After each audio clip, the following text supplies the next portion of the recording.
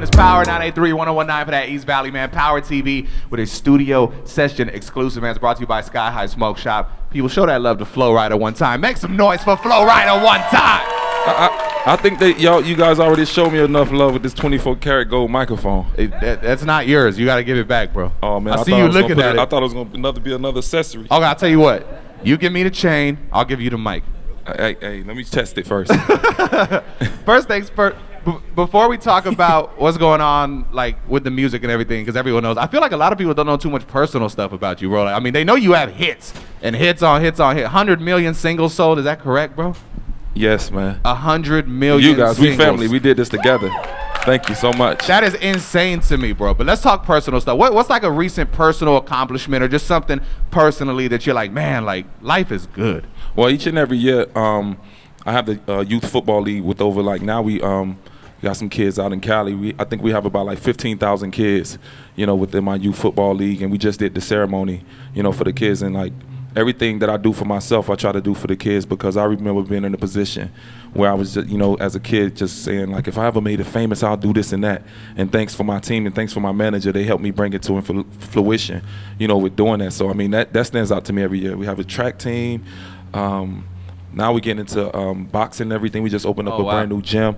So it's the fact that we giving back to the youth. That's something that is very personal to me that people might not know about that I love. Let's say for whatever reason someone doesn't know like the true background of kind of how you got into everything versus like where you are now. Just give a brief little breakdown of kind of how it started, bro. Being the only boy growing up in a family of 8 kids, all girls, and my sisters singing first. They inspired me, yeah. They used to get a crowd out of my project window, when they just sing in the living room and everything like that. So, I got a little jealous, like, man, I need that attention. So it started right there, but I have tons of stories. I think we'll be sitting here all day. Hey, man, they got time. They've been chilling, man. What, saying like just being from Miami and just the whole, you're from Miami, right? Yes. Yeah. So from Miami and just compared to like going all over the world, is there a certain place, like a second place you like to call home? Because Miami is beautiful. I mean, everything from the women's to the weather. I mean, everything. But is there somewhere else that when you're not in Miami, you're like, man, this is where I love to be? Probably like just going outside to like Dubai. I know everybody's, a lot of people talk about Dubai, but when I go there, it's like I have my second family there. I make sure I go there all the time because, me and my boys that's over there, like it's just a real organic, genuine situation where I just go there and just chill.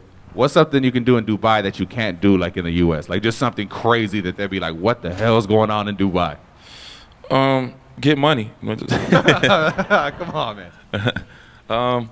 I've seen in the movies they be giving like suitcases with like millions. Does that happen to you? Like someone just bring you like suitcases full of millions? We're gonna keep that on the low.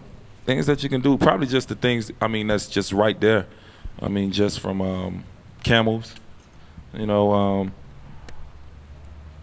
Just going to malls where you might see, like a super, like one of the biggest aquariums in the world. Going to malls where they have like ski resorts and some of the tallest building in the world.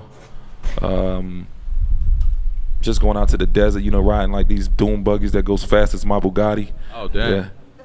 Bugatti, that's crazy. You ever think like back in the day, you say you're like in your projects looking out and stuff, that you'd have jewelry like this and a Bugatti and touring the world? I mean, obviously everyone gets into music and they have like their goals and everything, but then when you achieve them, do you ever just look back and be like, man, like I never thought this was like really gonna happen? Or did you always kind of know like it's gonna happen? Oh, I definitely, I'm a true believer and I'm definitely a testament to the fact that if you believe something, you can make it happen.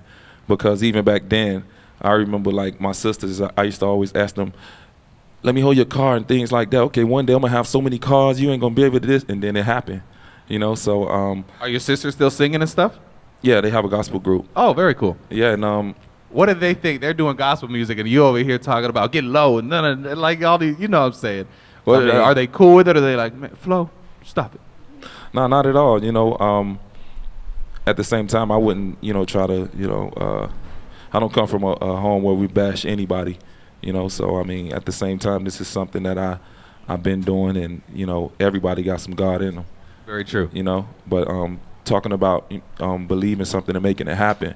Yeah, I always walked around, respecting everybody, but I always knew what I wanted to do. I wanted to do something in the realm of being famous, and I'm the type of person where I never let anyone else's decision or what they think about me determine how I feel about myself. So you have to be self-driven, self-motivated, and know that every time you put energy towards something that you go overboard with it, so that what you put in is what you get out. And me personally, the things that I dreamed of and that I had my one-on-ones with God about, I've gotten tenfold of what I imagined for myself. Like sitting up here today speaking to you guys is like surreal. When you like pray, I'm just curious, not to get super religious, but I'm just curious because you're talking about when you pray, are you like the type that has like a set, like you kind of, like some people have a set prayer that they say, or prayer that they say every night, or do you like kind of have conversations and stuff like that? Like I'll notice, like I'll catch myself sometimes if something's going on, I'll just kind of sit down to myself and start having a conversation, like just a one-on-one, like, man, this is what's going on, and what do you think? And can you know what I mean? Like, what is your? I mean, there's no limit to what God can do. So me personally, it's always something new that happens every day. But I definitely, as far as having something that I say every day, it's definitely like, a couple of Psalms that I say. But other than that, it's a personal thing. Very cool, very cool.